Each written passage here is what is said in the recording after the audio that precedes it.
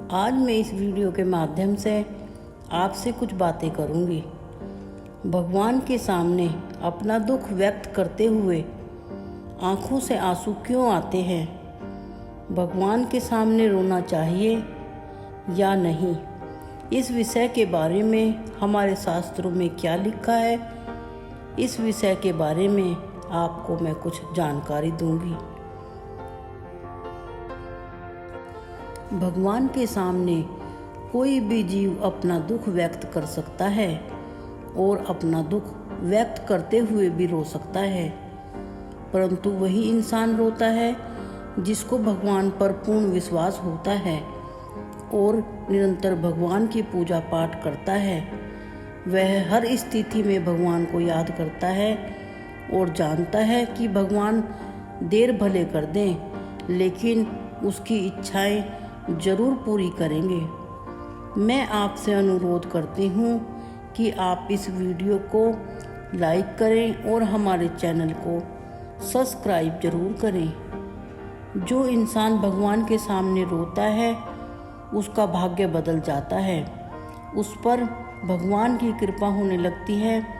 अगर उस व्यक्ति के साथ भगवान अच्छा करते हैं तो भी वह खुशी के आंसू निकल ही जाते हैं। ज़्यादा दुखी होते हैं तब भी इंसान रोता है।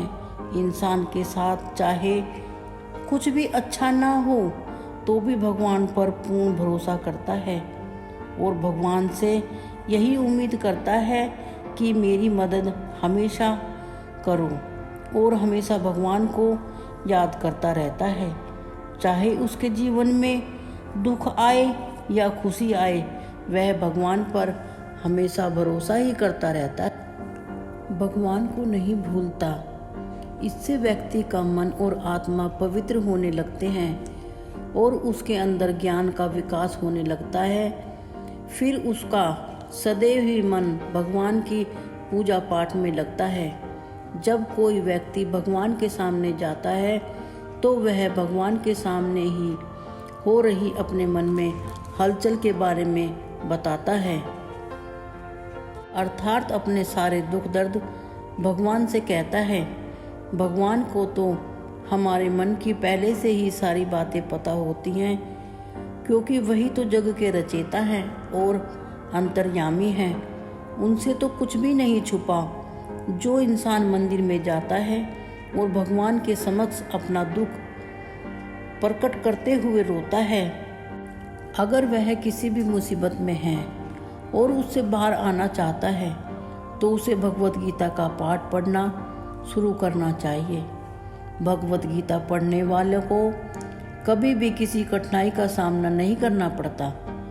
कोई भी दुखी व्यक्ति भगवत गीता को पढ़ सकता है तो श्री कृष्ण जी उसे सही राह भी दिखाते हैं और बड़े से बड़े संकट से दूर करते हैं, और भगवत गीता को नियम पूर्वक पढ़ते हैं तो आपको खुद ही कृष्ण जी पर विश्वास हो जाएगा।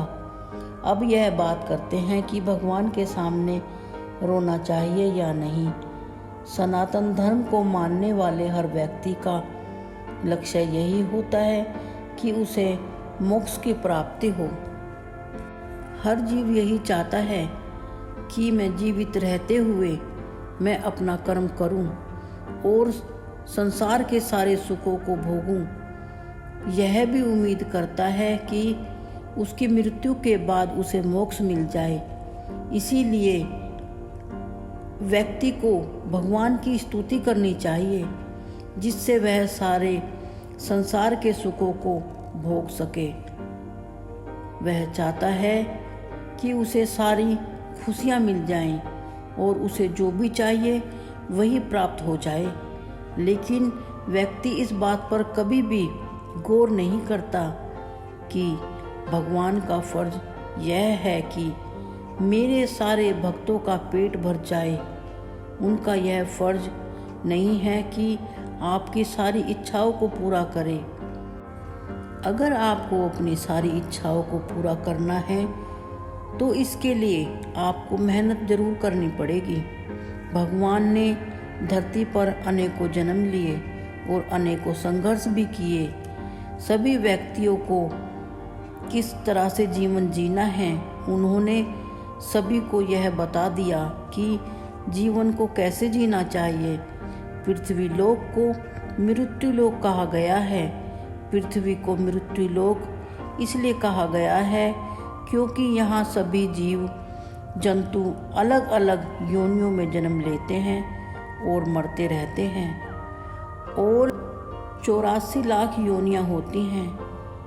बहुत सी योनियों में से भटकने के बाद मनुष्य योनि में जन्म बड़ी मुश्किल से मिलता है। खाना पीना और बच्चे पैदा करना जानवर भी करते हैं, पर मनुष्य का जन्म बहुत महत्वपूर्ण उद्देश्य के लिए होता है।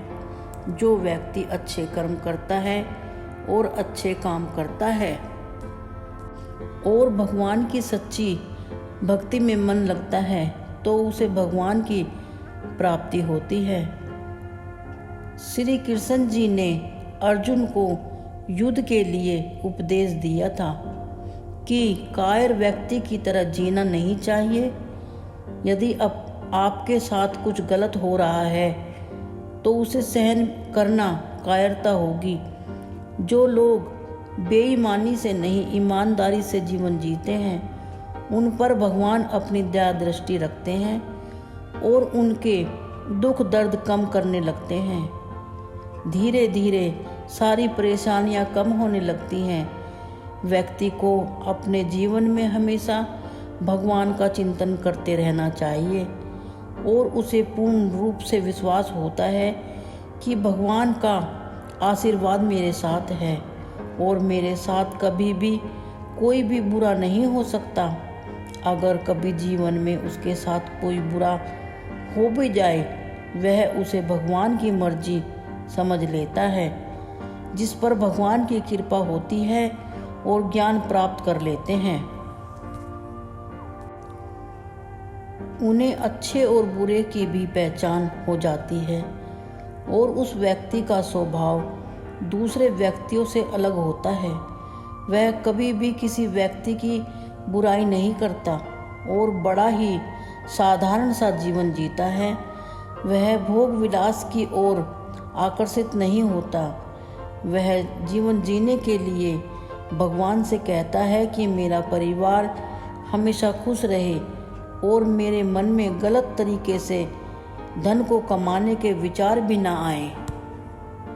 वह ईमानदारी से जीवन को जीना चाहता है और छल कपट उसके मन में नहीं होता।